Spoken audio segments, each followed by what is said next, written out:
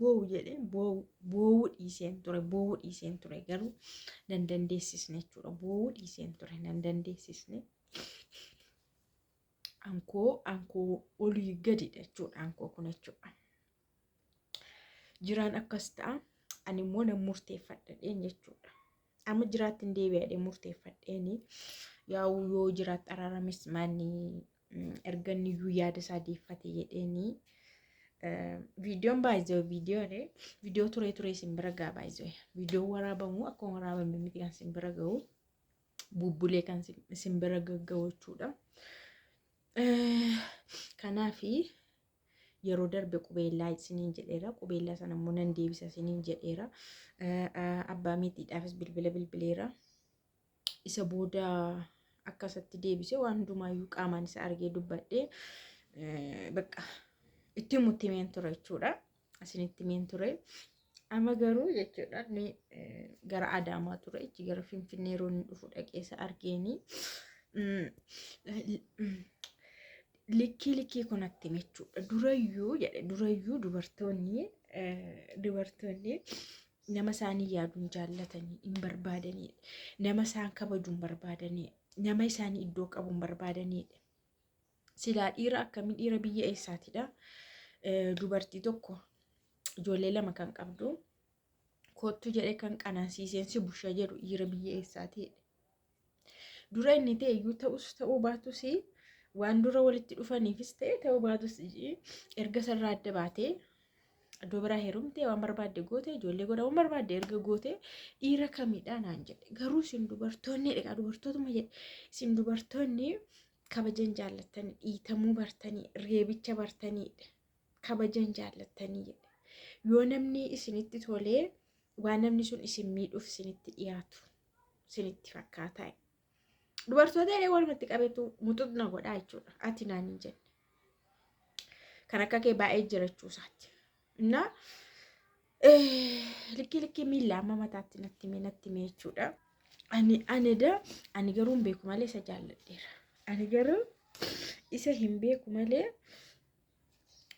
of keessatti hin barre malee isa jaalladheera jechuudha. Amma ergaan isa biraa galee jechuudha. Nan taa'aa hirribni nan qabu maaliin jedhaa nan yaada baqa na dabbaraa na jibbisiisaa. Bilbila jechuudha. Bilbila duraan guyyaadhaan yeroodhaan naa bilbila. Waan isin osoo hin jiru jechuudha. Amma erga gaafa sanaati bilbilli addaan citee jira. Bilookii isa godheera jechuudha. Maaliif jiruu kun jiraadhaa jedheen bilookii isa godheessatti naasa godheera jechuudha. Amma mucaamti taasofte jedheen isheen guddoodha waan hundumaa isheen faana haasa'uu dandeessu waan ishee barbaachisu waan hundumaa waan godhamuu barbaadu. Mucaan taasofte karaa koo waan hin taaneef jechuudha isa faana haasa'u. Bilbila isa kan kootiiti miti bilbila kan biraatiin bilbilti. Kanaaf ergasiiti edaan isa jaalladheen jiru waan isin beekuu qabdan. Haasaa keessa wanti isa akka ni jaalladhu na godhe moo waan isa kanaan dura sana natti midha. Waan isa kanaan dura na barbaadee na dhabee yeroo sana baay'ee na barbaadaa ture. Ana fuudhuudhaaf miidhamtee naftu jedhee akkas taate hin haftu jedhee isatu na keessa deddeebi'ee edaan isa jaalladheen jira jechuudha. Hin beeku garuu ani garuu hin beeku. Maali dharee guyyaa lama guutuu akkanatti baay'ee nan dhibbadhaa jechuudha. Miira kana natti dhaga'ame hin beeku. Kanaaf kana ni boo'u. Maal naan jedhe kan biraa immoo ati nama guddaadha. Ati nama guddaadha. Warra keessi bushaayyoo warra keessi jiraachisaayyoo. Warri kee yoo sitti tole si faana jiraatu. Warri kee yoo si tole si faana jiraatu. Warri kee yoo si hammaate yoo bakka rakkoon baay'een sirra kan ga'u ta'e indaa warri kee humaayyuu sin gargaaranii si faana illee hin jiraatanidha. Haala ati irra jirtu ilaalaniitu warri kee kuni kan isaanii si wajjiniin itti fufanii. Amma warri kee maal si buusanii haasaa afaanii dubbii afaanii malee isaantu si jiraachisaa isaantu mana si ijaaraa isaantu mana si kireessaa maal si godhu. Warri kee keessaa kamiin isaaniiyyuu warra keetti galtee jiraata kana booda immoo isaantu ofitti si gashee si jiraachisaayyuu jedhe. Innaa warri nama murteessuu hin danda'anidha. Kun aadaa boodattafaadha jedhe. Eenyu isaanii si murteessuu hin danda'an siin kan si fayyadu kan si malu maallaan jedhu maqaa waan akkasii duratti waan hafedha. Kun waan hafedha. Si fayyannaa si jiraachisnaa si tollaa namni maal si godha maatiin kee yoo ta'e iyyuu maatiin kee amma maal si godhu naan jedhe. maatiin maallaqa qofa namaa godhaa hin jedheenan. Maatiin maallaqa waan qusaaqusii waan kolkollee qofa kan nama fayyadu. Maatiin akka maatiitti nama fayyada hin jedheenan. Maatiin akkuma maatiitti maatii ta'anii jiraatan nama fayyada akkamitti akka zeettaa'ina. Inni isa hafee innaan hin jedhu seetan. Maatiin kee anarraa kaasee iyyuu an amma dur iddoon jiruu fi amma iddoon jiru garaagarummaadha. Dur iddoon jiru iddoo barsiisummaan naan jiru namni badaa dhimma koo hin qabu. Barsiisaadhaas uumaas miti waan ta'eef uma koo hin jiraattadha ofirraa nafu waan ta'eef dhimma koo namni qabu iyyuu hin jiru.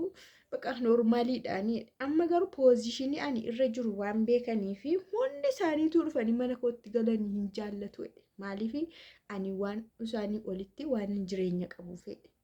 Warri akkasiidha. Ani kan koorraa sitti maadhumaan oskoo poozishinii amma irra jiru iddoo amma jiru waan iddoo guddaa ta'ee fi hundi isaanii unkaan afaan haasa'u miti naa bilbiluu miti dhufanii mana kootti itoo galanii waan hundumaa jiraatan isaanitti tola. Faayidaa argatu waan ta'eef. Kanaaf warri afaaniin haasa'an malee itootti isaa ol kaffeettee yookaas guddattee waa argattee qabeenya horattee hundi isaanii dhufanii mana keetti galuu. Warri amma afaanuma sitti haasa'anii kun dogoggoradhanii to'ati jireenyi keessarratee dhufanii mana keetti galuu jedhe. Dhugumadhas yeroo yaadu jechuudha. Dhugumadhas waan barbaadde yoo ati balleessitee waan barbaadde goote garuu qabeenya qabda taanaan balleessaan kee mul'atu qabeenya kee mul'ata. Qabeenya qabda waan ta'eef ati sirriidha sirraa fayyadamu si faana okeedha. Humaan qabdu garuu ati sirriidha taanaan humaan qabdu taateet immoo sirriidha taanaan baay'ee faayidaa iyyuu hin qabdatti. Faayidaa tokko hin qabdu. Dhugaansi kun karaa kana sirriidha. Kanaaf amma namichi kun qulqulluudha jedhee yaade kanan booda isan amma namni waadaa fudhatee qubeelaa nama harkaa fudhatee ka'ee qubeelaa yeroo deebisu baay'ee namatti dhaga'ama. Baay'ee dhugaa dubbachuudhaaf meesin sinirra ga'een beeku kaadhimamtanii waraqanii maatii keessanitti ergamee kaadhimamtanii yeroo sin jalaa hafu buusanii beektani. Waan adeemsa sana simboosise malee nama dhabduuf miti. Nama kan biraa dhabduuf osoo hin taane adeemsa deemamee namni dhufee keessummaa dhufee mana keessanitti hin hafe hin dhiise yeroo jedhamu haamilee akkamitti. Adeemsa sanatu baay'ee natti dhagahame. Yeroo sanatti ani miira ani natti dhagahame miira gammachuu akkamii natti dhagahame. Amma immoo yeroo dhaqeetti deebisee innis akkas jechoota akkasii baay'ee jajjabaataa kana naan jedhu baay'ee tokko na boossise jechuudha. Baqa aniyyuu umbeeku malee isa barbaadeera jechuudha. Wanta ani na boossise isa faana jiraachuu barbaadeera jechuudha. Inna baay'ee tokko natti ulfaate isiniin jedha. Ani karaa koo maazarii kiyya kabajee maatii kiyya kabajee isa ofirraa geggeessuuf kan hin dhaqe. Inni garuu waan naan jedhe ba'aa sammuu namaa baachuu hin dandeenyedha. Dhugaa dubbachuudhaaf immoo yoo warri jechuudha maatiin poozishinii keetiinidha. Maatii keessa baay'ee garaagarummaan ni jiraata. Hunduyyuu akkaataa tokkoon hin geggeeffamu maatii keessatti. Inni sirriitti sadarkaa guguddaarra jiru akkuma sana sadarkaa qabaata. Isheen humaan qaqqabne immoo akkuma sana sinuu beektu. Kanaaf namichi kun maayidhee namicha kana hin jedhani gaara. Maayidhee ati waa'ee isaanii dhiisii jireenya ansi jiraachisu jiraadhu. Jireenya sana yeroo arganii osoo ati isaaniin hin barbaadin si barbaacha dhufuu jedhe. Jireenyuma ansi jiraachisu sana gaafa argan osoo ati isaaniin bilbiliin mana kee dhufuudha. Osoo ati sadarkaan ol itti si guddisee si jiraachisu yeroo sana yeroo arganii tokkoon isaanii sirraa nafanii atammaa na dhiisuu na jibbuu na balaaleffatu itti sodaatte mitiyyuu naan jedhe abadan kanan sodaatinii naan jedhu dhugaa dubbachuudhaaf. Sadarkuma ani ittiin si jiraachisu waan sobuu miti waan mul'atudha. Poozishinaan irra jiru iddoon irra jiru sadarkaan irra jiru waanuma mul'atudha. Waan oskaadhaan dhufu miti. Garuu yeroo waan hundumaa qaqqabi godhee si guutee baqa fataa si godhee qabrar si godhee si jiraachisu warri ati narraa goru na jibbu na lolu jettu warri kee kun hundi isaanii ofiidhuma isaanii dhufuudha.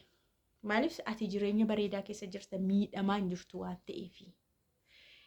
Baqa miidhamaa hin jirtu jireenya bayeessa keessa jirta waan ta'eef ofii isaanii dhufanii sirraa fayyadamuu dhufu iyyuu ta'e. Warri faayidaa barbaadan hin dhufu sirraa fayyadamuu iyyuu.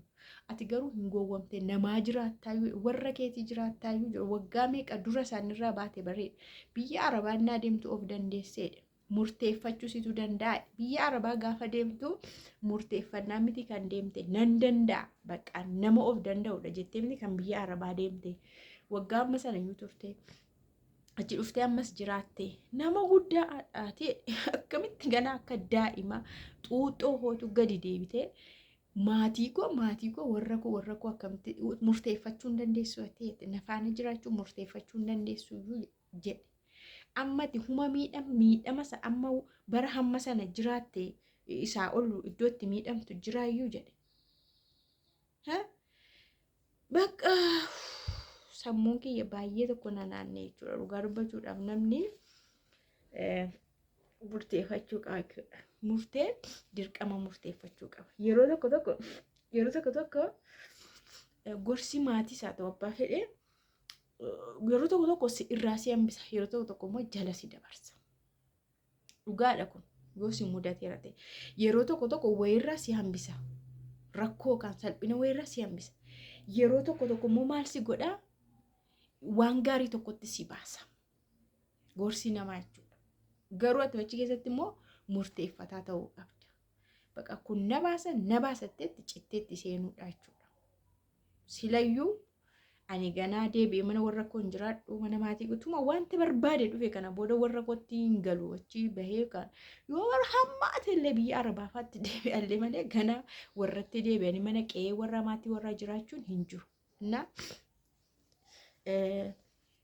akkasitti dhiphina akka ajaa'ibaa akkasii keessan galeen siniin jedha ani hin beeku.